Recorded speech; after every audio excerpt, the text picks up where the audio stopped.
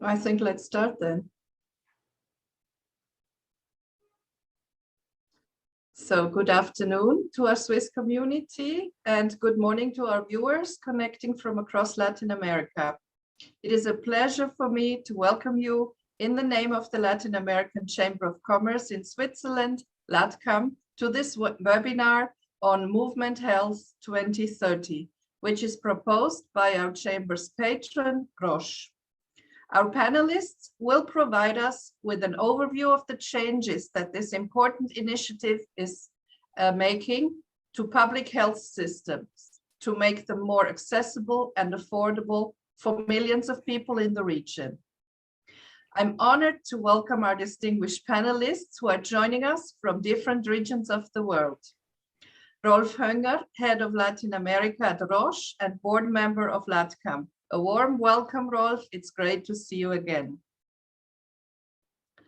Bogi Eliasen, Director at the Copenhagen Institute of Future Studies. Welcome to our webinar, Mr. Eliasen. Wonderful to have you with us. Thank you. Massimo Manzi, Director at the Costa Rica Health Chamber ProMed. Welcome to the panel, Massimo. It's a pleasure to meet you. Good morning. Thank you. Manuel Teodoro, you received multiple awards as a journalist, also the Emmy, formerly at CBS, Univision, Telemundo, and NBC. You are currently director of Séptimo Día, the highest rated TV program in Colombia, as well as the program El Rastro. You're also an expert advisor on communication for public and private sector companies, and you will be the moderator today, leading us through the webinar and introducing our speakers in a more detailed manner in just a moment. A warm welcome, Manuel. What a privilege to have you with us. Good afternoon to all, and good morning from Bogota, Colombia. Thank you for that wonderful introduction, Tatiana. I want to remind, just one thing, I want to remind our audience that this webinar is recorded. You will have the opportunity to ask questions towards the end. Please submit them in writing.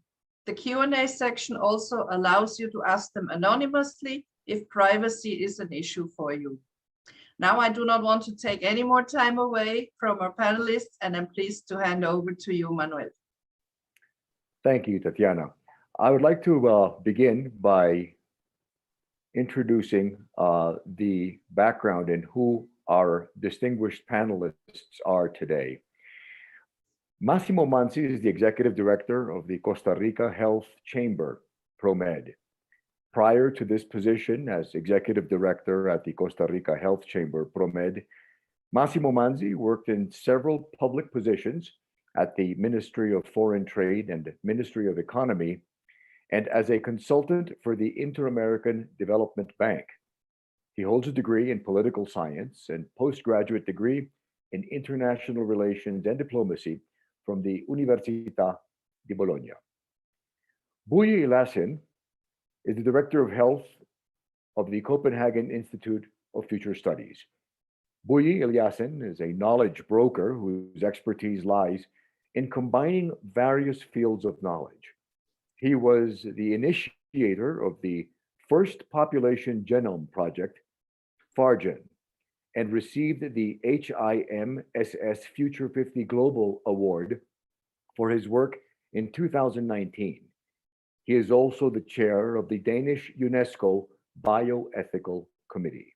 He was previously employed by the Faro Business Affairs and Ministry of Foreign Affairs, and he worked as a consultant over the last 20 years for politicians, the public sector, and private companies as well.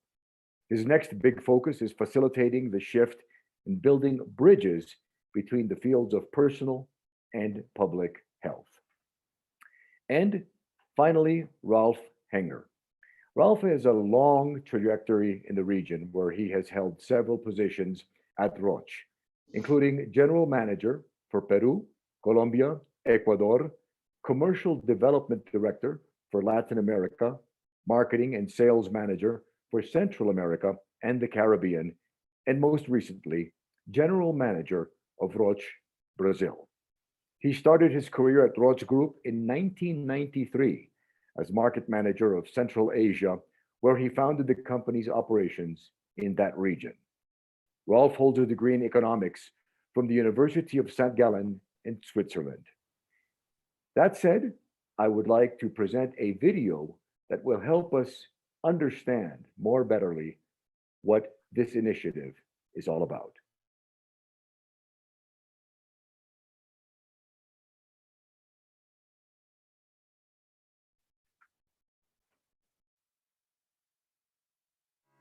Movement Health 2030. Equitable access to high-quality healthcare is essential to building healthier populations and improving people's quality of life.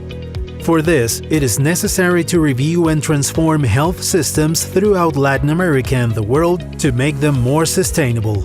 This is why the Movement Health 2030 was created in 2020 as a non-profit organization that brings together the public and private sectors to transform the world's health systems, addressing the sector's greatest challenges by strengthening public policies and developing innovative and scalable solutions. We need innovative and creative policies to transform the region's health systems. We work with local governments, health leaders, and the private and public sectors to prepare health systems for the demands of the future. Creativity and innovative entrepreneurial thinking are also needed to identify challenges and develop solutions to address them.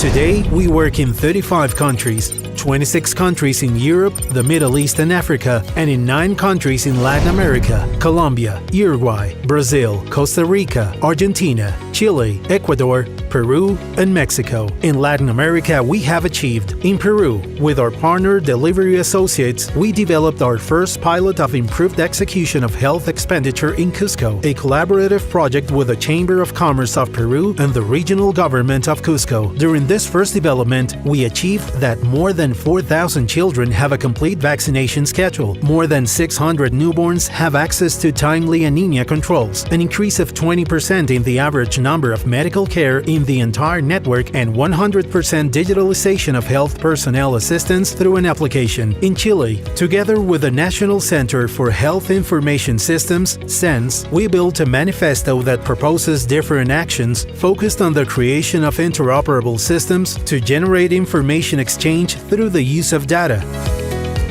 in order to provide better management of waiting lists. Likewise, together with the Instituto Nacional del Tórax, we are developing innovative solutions to improve the time of clinical processes in the patient's experience through the use of their data.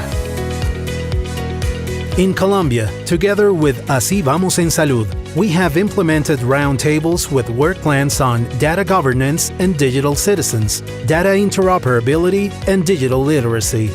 Likewise, together with 6 entrepreneurs, we co-created 2 solutions that are now starting the acceleration stage, which will benefit more than 2 million patients diagnosed with diabetes, epilepsy, and cardiovascular diseases in the northern coast of Colombia, Norte de Santander, and Bogotá. In Costa Rica, based on the results of our working groups with experts, we prepared, together with the Costa Rican Chamber of Health, the White Paper, a document that incorporates fundamental proposals for the improvement of the Costa Rican health system to make it more sustainable and strengthen it for the demands that will come in the future. Likewise, we are developing 2 digital solutions which seek to solve challenges of the health system, such as literacy of citizens to engage in a digital health ecosystem from their treatment, and improving patients' experience with collaborative models between institutions and patients in order to maximize the capabilities of the system.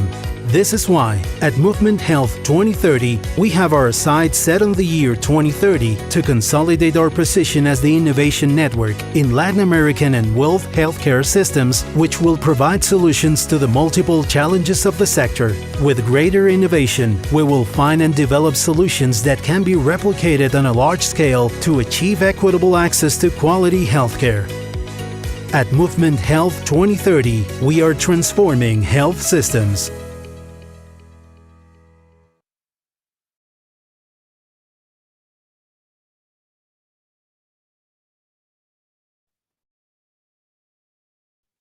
Transforming health systems. It's a huge and noble endeavor. Movement Health 2030 was born in 2020 here in Latin America and sets a vision for 2030 to achieve its goal of consolidating new partnerships that improve access to healthcare and to help develop more sustainable health systems. This is why the movement works with governments, health leaders, and the public and private sectors to prepare health systems for the increasing demands of the future, to support them in adopting the innovation needed to transform themselves. The movement works under three strategic pillars to meet its objectives. Number one, equity in access to quality healthcare. Number two, transformation of health systems. And number three, innovation and collaboration. The first speaker today that we would like to pose a question to is Rolf Hoenger. Rolf is presently the area head of Roche, Latin America.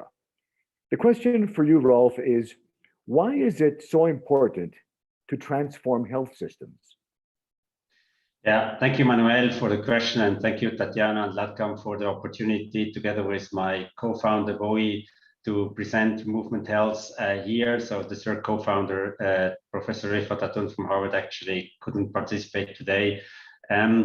So to answer your question, I think let's focus this on where we are. So health systems are facing the changes of the epidemiological profile and aging societies, and this compared with relatively scarce resources. And I think we have seen that during the pandemic as well. So therefore, health systems actually require a radical transformation supported by the advances in digital and data science to meet these increasing demands. And if you just look at what the Latin American Development Bank, CAF, says that in 30 years, the population over 65 will double in LATAM. So you can imagine the respective health challenges that will arise. So that's why it's really necessary to take immediate measures to strengthen the efforts of prevention, of early detection and quality medical care for patients of non-communicable diseases like cardiovascular and diabetes and cancer that are more prevalent in this population that is aging. So basically, we have created Movement Health because we are aware that it's absolutely essential to articulate public-private partnerships to transform health systems around the world, not only here in Latin America. So we want to address the sector's greatest challenges by strengthening the local public policies and developing innovative and scalable solutions to make health systems more sustainable and efficient. Let me give two examples just to illustrate what we actually mean by that. So if you think about telehealth is available from a technological point of view for many, many years. However, often the regulations do not exist in order to use this.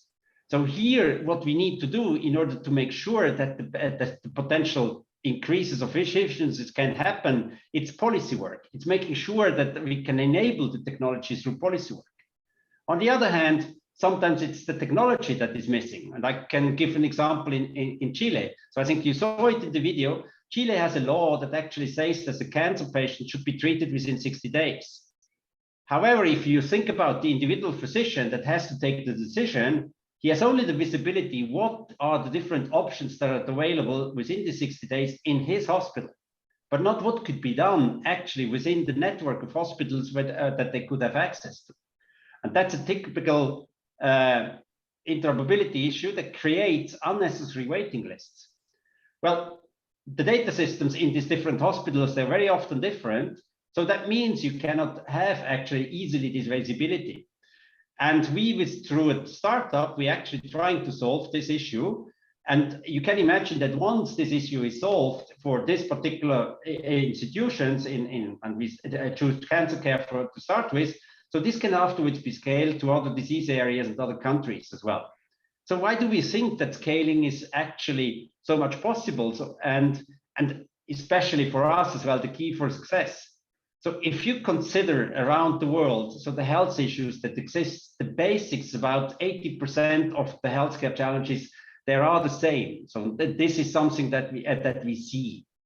So I think these two examples show you that what we mean by sometimes what is necessary is policy work, sometimes it's innovation challenges, and sometimes it's both, because you can even imagine that in the Chilean situation, once we have the solution, it still has to be adopted by the system. Now, Latin America has a very specific issue. So it basically underspends on health. So the Pan American Health Organization recommends that about 6% of the GDP should be invested in public health. However, the regional average is about 3.7%. And some countries like Mexico, Peru, Paraguay, and Bolivia, they're even below 3%. So basically what we see that increased investment is to go or has to go in hand with an increased efficiencies. So we think that especially the most fragmented health systems in the region, they have lots to gain by increasing efficiencies through digitalization. Because I really believe that digital health can improve health efficiencies. If you think about a budget of a country, about 80% of a health budget is typically spent on salaries and the maintenance of infrastructure. And only 20% goes to where the innovation really happens. And where does the innovation happen? And you just look at pictures of hospitals 100 years ago and now, so you will see that it's not not that much in the infrastructure, but it's in the diagnostics, in the surgery rooms, and in the treatments.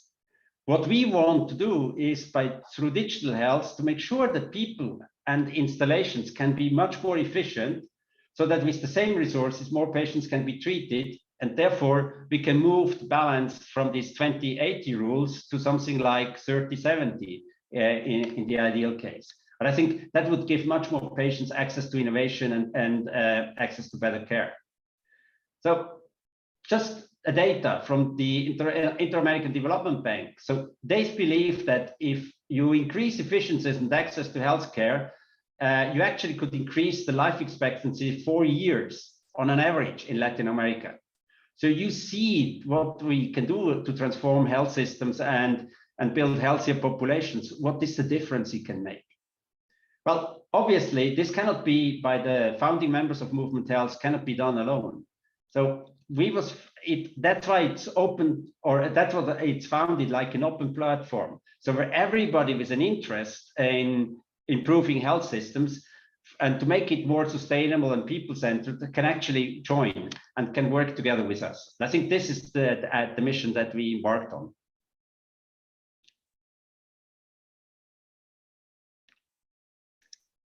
Thank you, Rolf. Just to synthesize as well as we can what you just said. The population over 65 will be doubling in Latin America in the upcoming years, and precautions must be taken. Strengthening local public policies is a key issue, and the reason that this initiative should be strengthened.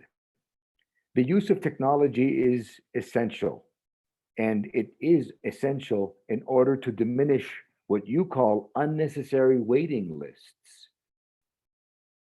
Scaling is very key, and this is particularly relevant when we consider that the GDP in some countries is still very low for its health systems, and digitalization could highly help these countries.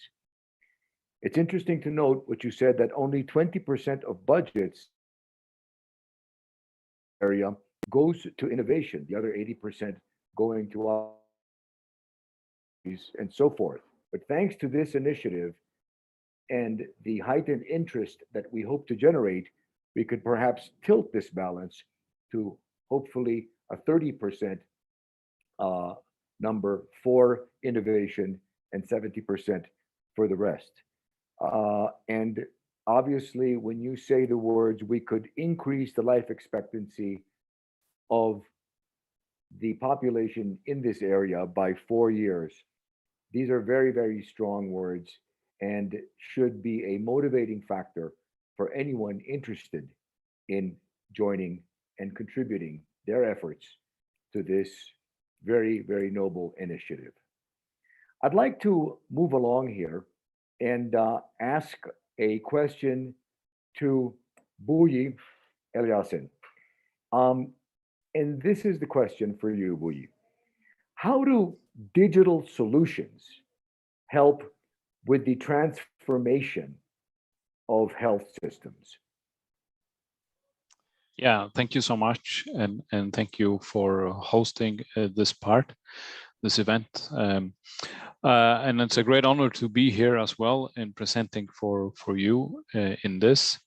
I think digital is a key to go forward because we are able to scale knowledge, we are able to harvest knowledge, we are able to both have digital solutions that can travel far, but also harvest data that we can learn from. So that is building on learnings, both from ourselves internally, but also learning from others. So one of the other things, so there are of course several aspects in the way that the movement health works, and Rolf mentioned very many of them. But one thing that is really, really important for us with this 80% is to learn and scale. So how do things work? I mean, if 80% is similar, how do we get this across? And one part of digital is an infrastructure to learn more and be more connected on these things. But digital is many things.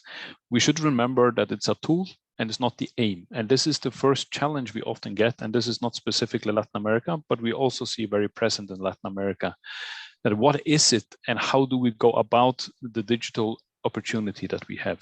So let me first take some of the opportunities.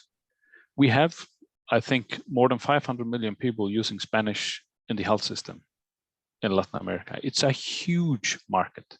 The challenges we see in the countries are very, very similar. They're very much asking the same question and need of the same infrastructure investment and connection in it. So here we come in, how do we secure equality and equity? How do we have governance of data? And what was mentioned before from both of you, how do we capacity build both the professionals and the society to be able to work with digital health in it? And we have some challenges and gaps in Latin America, but we also have some great opportunities because Latin America is entering now in whatever we call it, the second, third, or fourth wave of digital maturity and ways of working.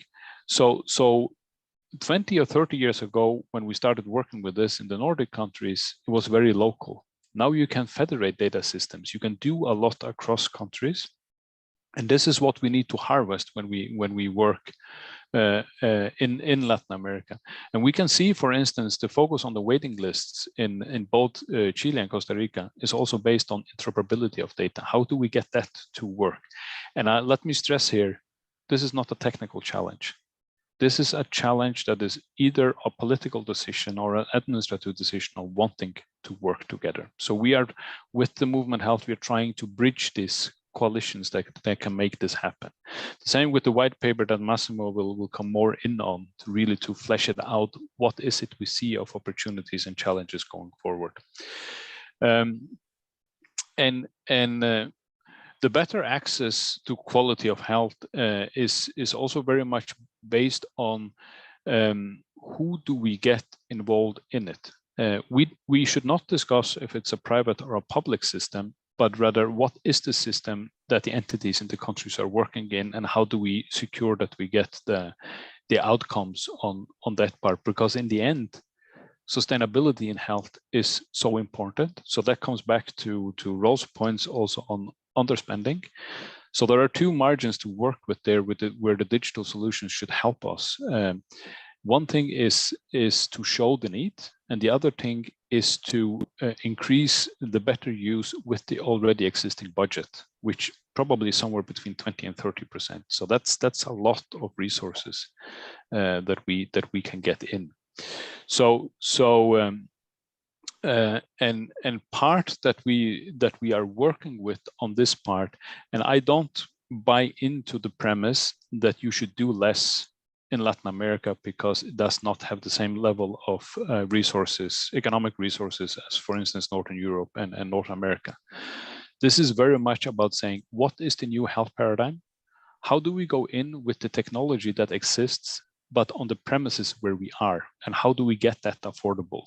So that is what we have called the 10-90. How do we also move the focus on technology to not just focus on the richest 10%, but also to the rest of the world, the other 90%.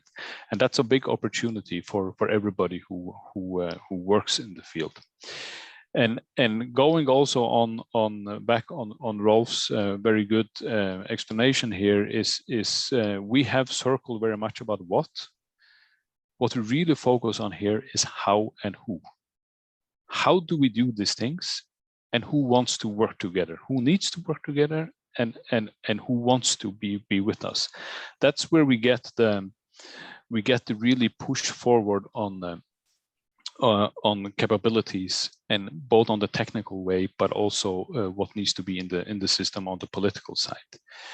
And as also was mentioned, we have two arms really pushing forward.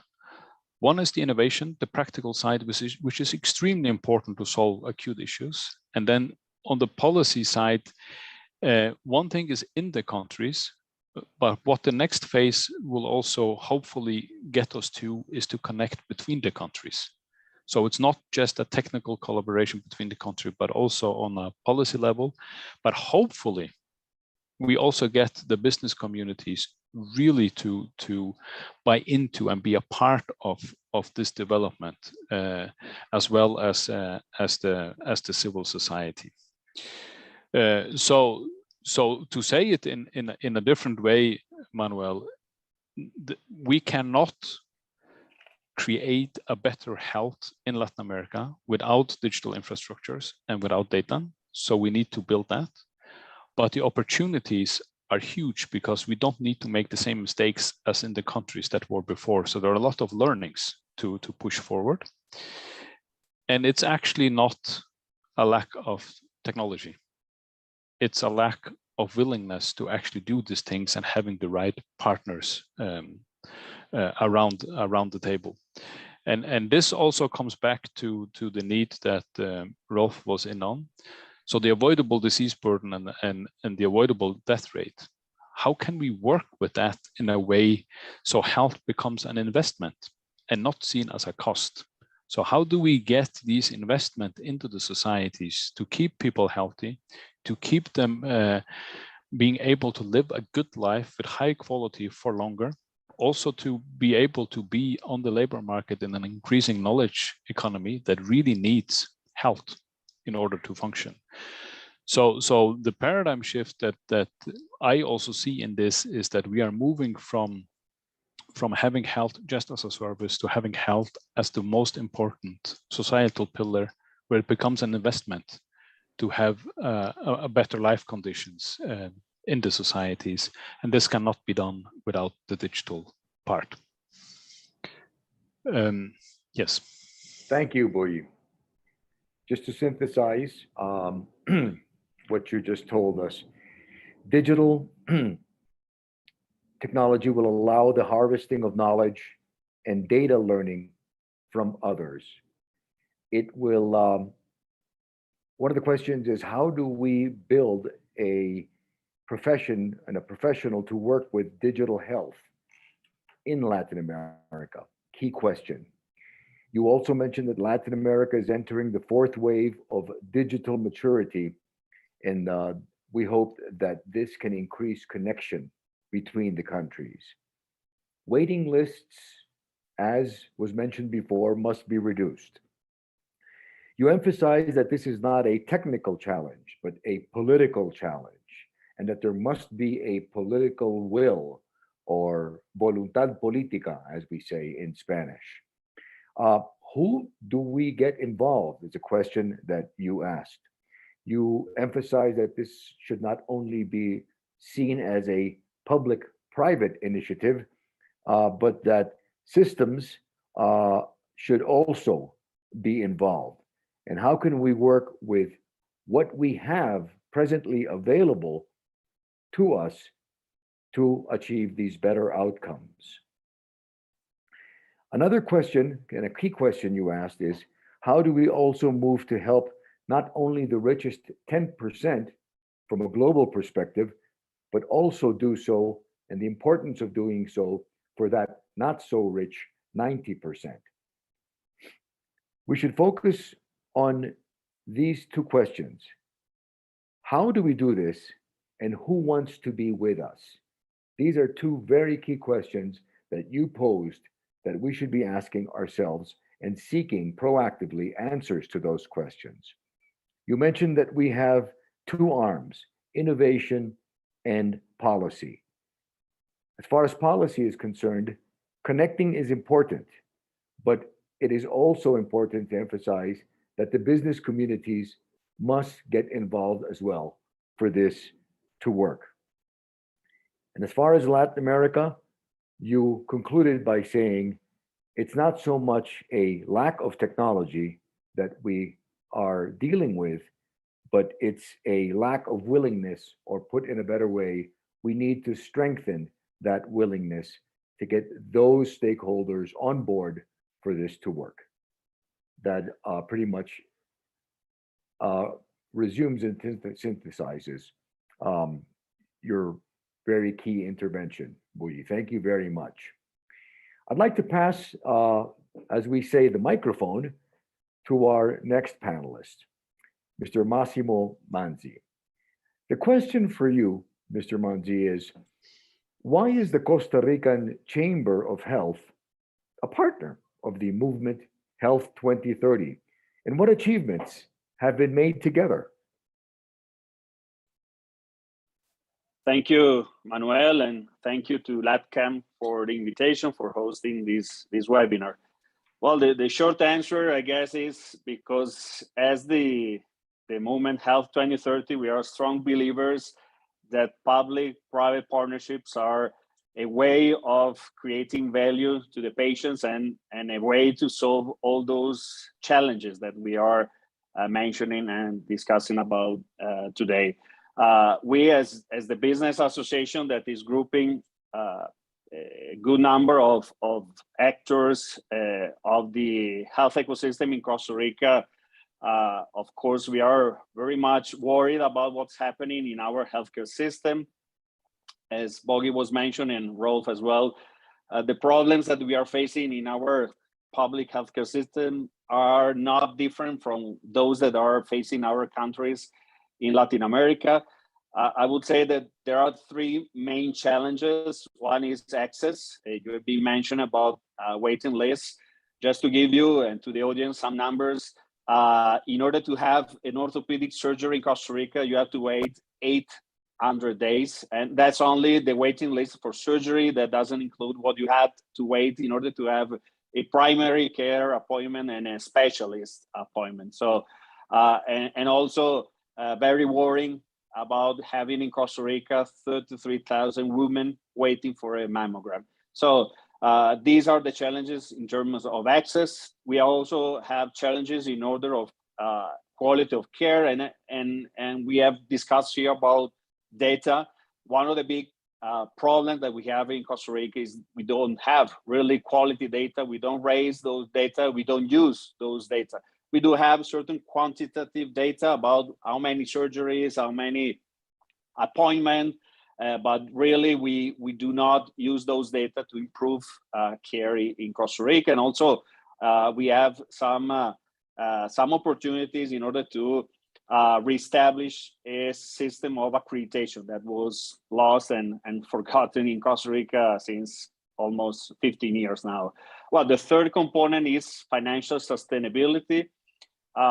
In Costa Rica, 43.9% of the population are in the informality. That means that almost half of the active workforce is not contributing, is not paying in order to financing the healthcare system. So that's, if you put together those three big challenges, it's a big work to be done. And we as Chamber, we were also always very putting on the table proposal to try to be part of the solution. So that's where we really saw in the movement Health 2030 a crucial ally. First of all, in order to endorse all our activities as private health ecosystem to approach the authority. And second, in addition to the endorsement, is the possibility to have experts as the the Movement Health 2030, the Copenhagen Institute for Future Studies, adding and bringing to the table best practices, the fact that the movement is active throughout the world in so many countries. So we have the possibility to have access to those best practices, those models of attention, those innovation that can really create an impact in Costa Rica. So that's the challenge where we are now as Chamber of Health and Movement Health 2030. So what happened with the white paper that has been mentioned during this webinar? So we almost have 1 year working on the white paper. We established, thanks to the Movement Health 2030 and the support of the Copenhagen Institute for Future Studies, a group of experts with the local support of the Central American Academy, Academia de Centroamérica, which is a very recognized think tank here in Costa Rica, and the support of a number of experts and academic institutions. We, as a key milestones, we came in with the first group of proposals last November, where we had the opportunity to make a call and have the participation of 10 of the presidential candidates to the presidency of the Republic. Our elections, the first round of election was in February. So we had that first opportunity to bring in not only experts, not only people and organizations willing to support and willing to bring in new ideas, but starting to create what Bogi has been mentioned about political will. So we started with those potential people that we possibly were going to be the new president of the Republic of Costa Rica. And then as a second milestone, last March, after the first round and before the second round, we had the two parties that were fighting for the presidency, represented by the vice presidents, having access to the advances of the white paper and again, trying to build those connections, trying to put on the table and include in their work plan as a #1 priority, the sustainability of our health ecosystem. Understanding that the fact that we have citizens waiting so long, 2-3 years for the surgery, that has a huge impact on the health, on the mental health, on the social health of the population. So we are very close to officially launch the result of these consultations, of this support of experts, of organization. Very soon we will have that final report in an official launch here in Costa Rica. We are very proud to have the support of the Vice President of the Republic of Costa Rica, which was part of one of those conversations that was mentioning before. So what's next? The friends at the Movement Health 2030 have been constantly repeating, and we are pretty much aware. We don't want the white paper on health to be a document, just a dead document that some politician is going to put somewhere in their desk. So what's next after the official launch? We are creating, with the support of Movement Health 2030, the political spaces in order to take the white paper as a guide to put on the table and co-create those solutions that can really create an impact in improving access to care, to health, improving the care and the quality of care in Costa Rica, and of course, bringing in new solution for these financial challenges that is really, again, really worrying. As a projection of our caja, our social security fund, or our social security system, they predict by 2027, much before the 2030, that our system, our public medical insurance system, will come into a deficit. So we really need immediate and very short-term solution. And by the way, we are very proud that the government established putting on the table new solution as one of the priority in their first 100 days of government. So these are some of the big achievements. And Manuel, let me take this opportunity to thank again Mr. Rolf Hoenger as one of the founder of the Health Movement 2030, and Bogi and the Copenhagen Institute for Future Studies for believing in Costa Rica, in the chamber, and in the opportunity to be able to create solutions that can have an impact on care in our country. So let me also invite everybody here on this call to think on becoming an ally of this movement. I think we are a living example about what we can achieve when we work together, and when we have the opportunity of have this kind of endorsement and this technical support of best practices that we as Chamber of Health, we receive by Movement Health 2030. Thank you, Manuel. Thank you very much, Massimo. Just a quick reminder, we will be taking questions from the audience in a few minutes, but just to synthesize Massimo's very important points. Massimo expressed that there is still some concern. There is achievement in Costa Rica, but there are three main challenges. Number one is access.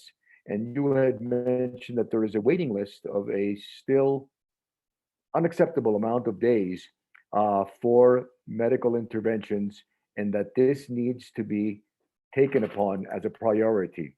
You also mentioned at number two that 2,000 to 3,000 women are waiting for mammograms. Obviously, this is very concerning, but we have reason for hope thanks to this initiative.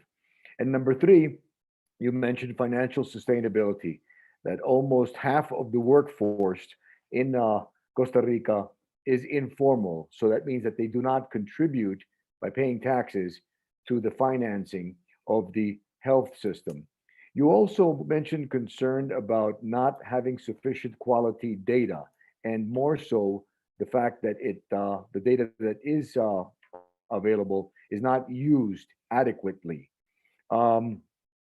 You did, on the brighter side, highlight the fact that you have in Costa Rica the support of think tanks, academics, institutions, and that you were even able, and should be a proud achievement, to get 10 presidential candidates aboard and join them with the experts that brought new muscle and displayed a multi-partisan political will. That is something certainly that should be recognized. That you are very close to launching the final report that everyone is looking forward to, and that the Vice President of Costa Rica is 100% on board in this initiative. That you are creating the political spaces, and that the white paper will be used as a guide to improve healthcare in Costa Rica.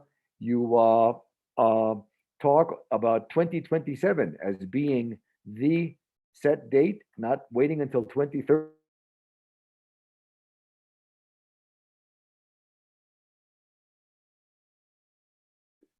Date, and that the government has compromised that in its first 100 days, it will establish this as a priority. Thank you very much, Massimo, for your insight on Costa Rica as a very good, suitable model for the rest of us in Latin America. That said, I'd like to pass now as we say, the microphone to Tatiana Gaspar, who will be taking some of the questions that we have from our audience. Tatiana? Yes, thank you, Manuel. We have a couple of questions sitting here. I'm taking them by order. One from Erwin Hurtado Peredo. Why the year 2030 as an objective? Yeah, I think I can take that one first. Thank you. So as we are a future institute, we also look, depending on what we look at, what is reasonable time frame where you actually can envisage that you can do a change. So it has to be a bit in front, but not so far away that it becomes unrealistic to work towards.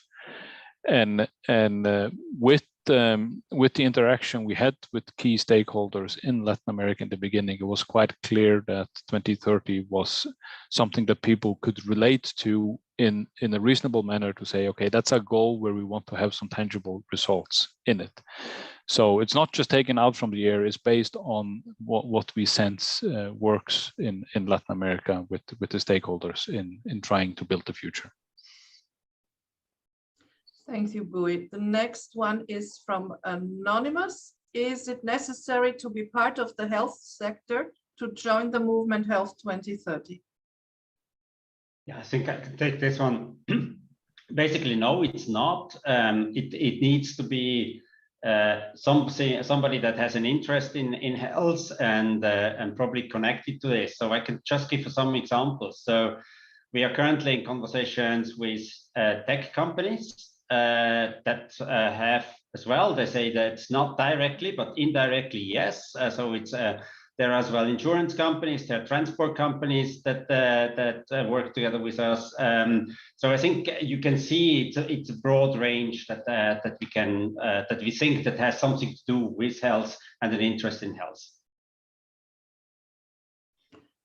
Thank you. Let's take the next one from Diego Estol. Still, there is a way to go to shift the paradigm. That's public and private health institutions. CEO and doctors still see digital tools as a challenge to their historic way of treating patients and managing their institutions. We need a way to go in that cultural change. Would like your comments. I can start if I think all of us have an opinion on that one.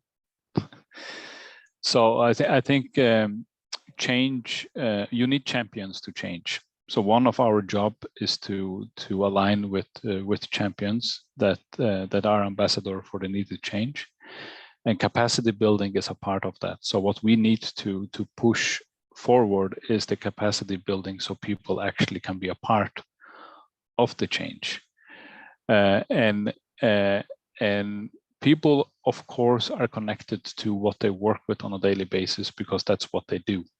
Our obligation, if we want to move this forward, is to show them and prove to them that there is a better way. The next one is anonymous. In which countries is there an opportunity to join the movement Health 2030?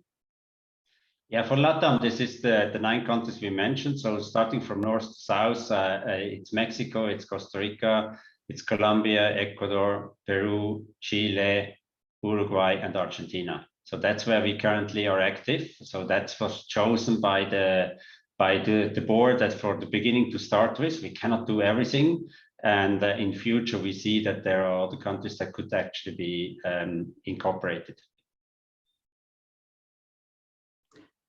Thank you, Rolf. Now one from Thomas Meister. When the initiative starts in a new country, how are the priorities set? Which problems to take care of first?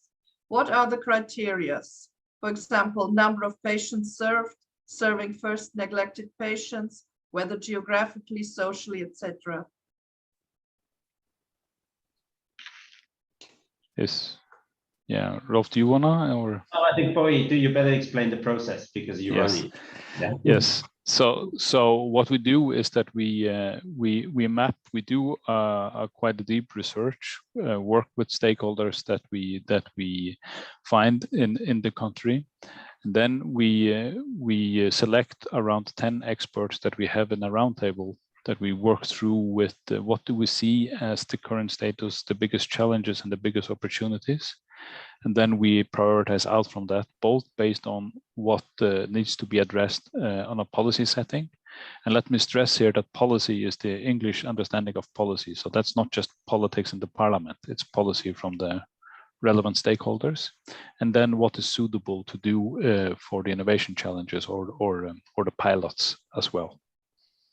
And it's very important here that we call it, we build from within. So this is not the movement coming with a fixed idea that has to be implemented, but we work with the national or local community in order to help go forward with the strengths and help with the weaknesses there.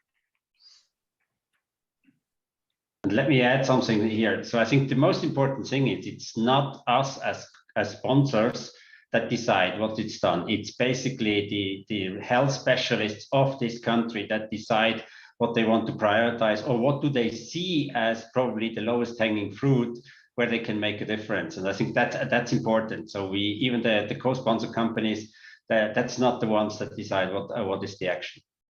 Yep.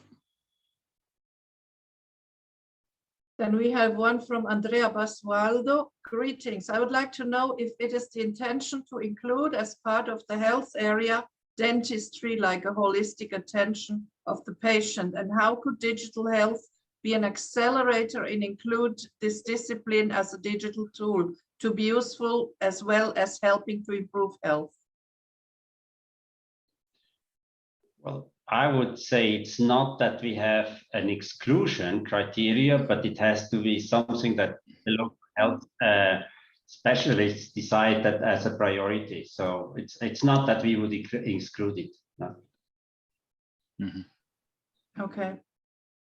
Now one from Rachel Inaichen. Thank you for your presentation. Do you see as Movement Health 2030 opportunities to collaborate with Caribbean states such as Barbados, Trinidad and Tobago, Guyana and Suriname?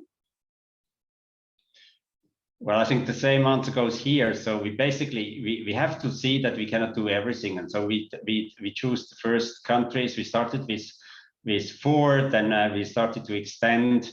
So I don't exclude anything that we should not go to the Caribbean as well. It just will take other co-sponsors and resources in order to be able to really make as well a service to all the countries. Mm-hmm. Can I just add here as well? So the same dynamic that we want to have inside in the countries, we also do in how many countries we want to have. So we need to be quite hard on prioritization. So we actually make sure that we can do things, and then be careful in how fast we go forward to many countries. But as Rolf said, I mean, if we have if it's possible, we would like to be in more places. Now I'm taking a question from Dr. Philip Nell, the honorary ambassador of our chamber, to Mr. Manzi. How can the digital initiative help to solve the long deadlines, 800 days for an orthopedic surgery? Is the problem not more in terms of medical doctors, hospitals, and availability of prosthesis? Well, Doctor, you're right. It's not only about digital solution to solve this problem. By the way, waiting lists are just a symptom of a much broader and bigger problem to the system that has to do with efficiencies. And by the way, with the not convenient use of technology. So how technologies or digital innovation, first of all, I will say by managing the waiting list. One of the biggest problems is that we have a very poor manage in terms of understanding really if these waiting lists are updated. Sometimes we realize that we have a patient calling the patient, making his space, and they already solved their solution. Unfortunately, sometimes they end up dead waiting for a surgery. That's really, really sad. But it is, and that the use of technology, for example, in terms of telemedicine. So there are a number of ways that technology can help. I would add that's not the only solution. It has to do with the efficiency, with the leadership of our health authority, and I would say also with the political will, for example, to take and use all the available resources to tackle this issue. And I mentioned that as a contradiction, we have unused capacity in the private healthcare system, and for sometimes the lack of political will, we do not use that capacity that we could solve the 33,000 mammogram in few weeks, and for political reason, ideological reasons, we keep we are still in this problem where we could have solved that problem with public-private partnership. So it's a a multidimensional, let's say, problem and solution. I would like to add, since you are in cyber, in blockchain, well, our public health system is under the biggest cyber attack of the history. Group Conti is now, let's say, all our system, our digital records are down. We are really working in the public health system in a blind way without the use of any technology. So I think that now more than ever we can understand in Costa Rica about the importance of digital transformation and about how to protect also our digital data and data of the patients. Thank you. Thank you, Massimo. I'm taking a question from Jason Melendez. I run a startup in the healthcare industry with a Costa Rican founding team. How can we be part of Movement 2030? Yeah, I think we have written it in the chat. So the best way to contact us is through the email address communications@movimento2030.com, or you have our leader of the Movement Health, Hector.portale@movementhealth2030. I think it's the best way to contact us. It's written in the chat. Yeah, excellent. Thank you for putting that. Now, next question, anonymous. What has been the great achievement of the Movement Health, the greatest achievement of the Movement Health 2030 so far? Oh, you start. Yeah, so I think there are several things, and we also need to be patient when it is big changes. So often, as Bill Gates also said, we overestimate what can be done on the short term, but underestimate the impact on long term. And I think this happens with these kinds of initiatives. So just the part that we are getting the stakeholders around the table and really working in that many countries. So it's 9 in Latin America, but I think we are on 28 altogether. That is quite an achievement, and most of it done in, or almost all of it done in COVID times. So without the possibility for physical meetings in or almost in that part. Then we have quite some clear achievement with in Chile with a manifesto on the waiting list, which is in a discussion with the political system right now on concrete solutions on it.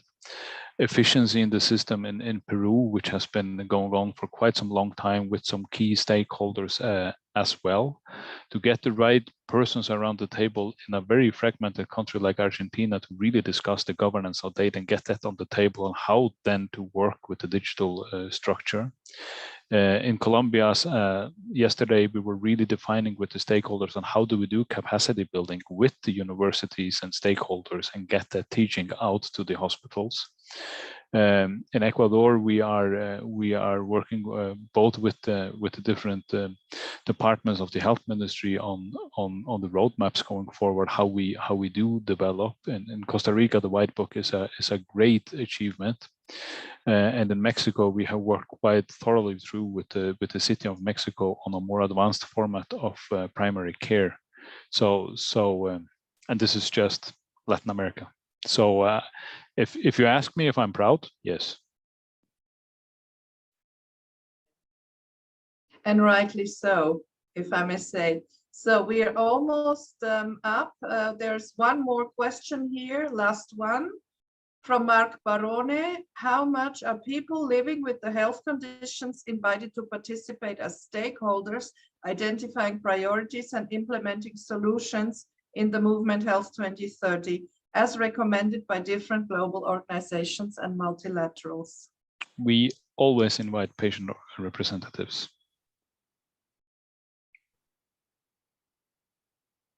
Okay.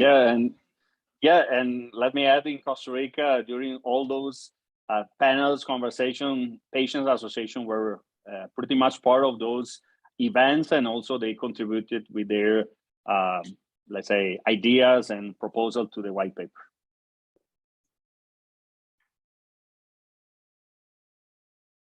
All right. Well, thank you very much. Thank you, Manuel Teodoro, for moderating this webinar in such a lively and dynamic manner.